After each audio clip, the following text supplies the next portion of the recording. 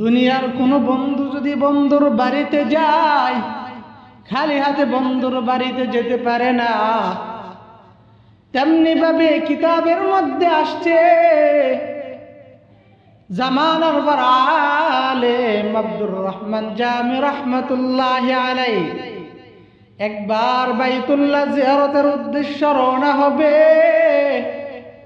আর ভাবতেছেন বাইতুল্লাহ যাব তো বিশ্বনবী রাহমাতুল লিল আলামিনের রওজার সামনে দাঁড়াবো, বিশ্বনবী রাহমাতুল লিল আলামিনের কাছে আমি যে হাজির হব, আর বিশ্বনবীর জন্য আমি কি হাদিয়া তোহফা নিয়ে যেতে পারি। জামানার বড় আলেম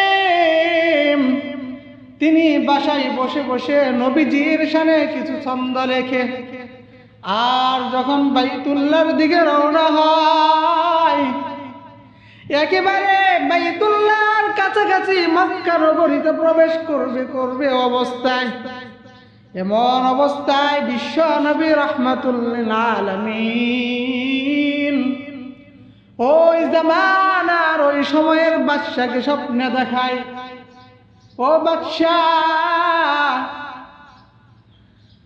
মক্কা নগরীতে এমন এক ব্যক্তি প্রবেশ করতেছে, এমন আকৃতির ওই ব্যক্তিকে তুমি বাধা প্রদান করবা।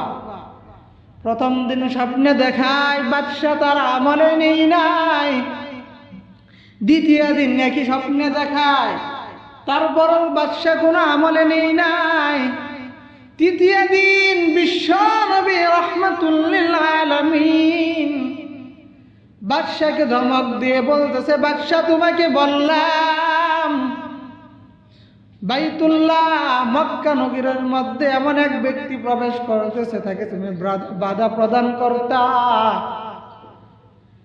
সঙ্গে সঙ্গে বাদশাহ ঘুম ভেঙে যায়, আর বাদশাহ তার উজির নাজিরকে ডেকে বলে, ও আমার উজির নাজির,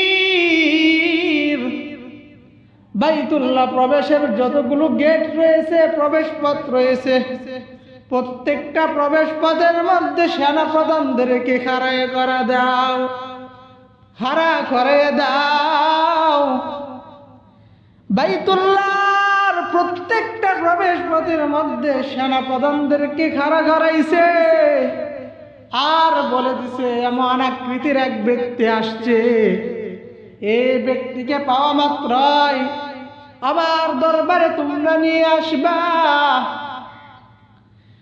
উজির নাজির তাদের কাজ পরিচালনা করতেছেন, হঠাৎ বাদশাহ যে কথা বলেছে, যে আকৃতির মানুষের কথা বলেছে, তাকায় দেখে পা পা করে হেঁটে হেঁটে আসতেছে, আর উজির নাজির ওই ব্যক্তিকে ধরে বাদশাহ দরবারে নিয়ে আসলো।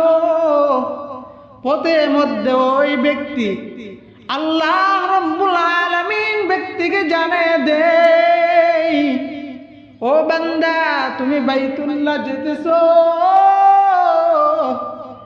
বাইতুল্লাহ প্রবেশের জন্য তোমাকে নিষেধ করেছে, তোমাকে বাধা প্রদান করেছে, তুমি তা বাইতুল্লাহ প্রবেশ করতে পারবা না। আব্দুর রহমান জামি রহমাতুল্লাহি আলাইহি আল্লাহর দরবারে দোয়া করে আর মুনাজাত করে, আল্লাহ না জানি আমার জীবনের কোন গুনাহের কারণে আমি বাইতুল্লাহ প্রবেশ করতে পারবো না। হেঁটে হেঁটে যখন বাইতুল্লাহর কাছাকাছি যায়, আর ওই বাদশার উজির নাজির ধরে বাদশার কাছে নিয়ে যায়। বাদশাহ বলতেছে, তোমার সঙ্গে কি নিয়ে এসেছ? আব্দুর রহমান জামি রহমাতুল্লাহি আলাইহি বলেন, বাদশাহ আমার কাছে তেমন কিছু নেই, আমার কাছে আসে শুধু দুইটা ব্যাগ। বলতেছে, তোমার ব্যাগের মধ্যে কি? আব্দুর রহমান জামি রহমাতুল্লাহি আলাইহি বলেন, আমার ব্যাগের মধ্যে তেমন কিছু নাই, আমার কিছু কাপড় রয়েছে, বিশ্ব নবীর শানে আমি কিছু কবিতা লিখেছি। বাদশা যখন এইগুলো সব নিয়ে তার দরবারে হাজির হয়, আর অপর দিক দিয়ে বিশ্ব নবী রাহমাতুল লিল আলামিন বাদশাকে রাত্রে স্বপ্নে দেখায়, বাদশাহ তুমি যদি ওই ব্যক্তিকে না ধরতে পারতা, আর ওই ব্যক্তিকে যদি তুমি না আটকাইতে পারতা, আমি নবীজির রওজার সামনে যখন দাঁড়ায় এই কবিতাগুলো আবৃত্তি করত, আমি নবীজির রওজা থেকে উঠে আব্দুর রহমান জামির সঙ্গে সাক্ষাৎ করা আমার জন্য ওয়াজিব হয়ে যেত। আল্লাহ রাব্বুল আলামিন তেমন ভাবে ওই মানুষগুলোকে যেরকম ভাবে নবীজির প্রেমে আবৃত্তি করেছে, কবিতা লিখেছে, তেমনি ভাবে দুনিয়ার প্রত্যেকটা মানুষ বিশ্ব নবীর জন্য তার জীবন দিতেও রাজি আছে। কথা বলেন ঠিক কিনা? আল্লাহ রাব্বুল আলামিন আমাদেরকে বিশ্ব নবী রাহমাতুল লিল আলামিনের পথ, যে পথ দেখে গিয়েছেন ওই পথে অনুকরণ করে চলার মতো তৌফিক দান করুন। ওয়া মা তৌফিকি ইল্লা বিল্লাহ।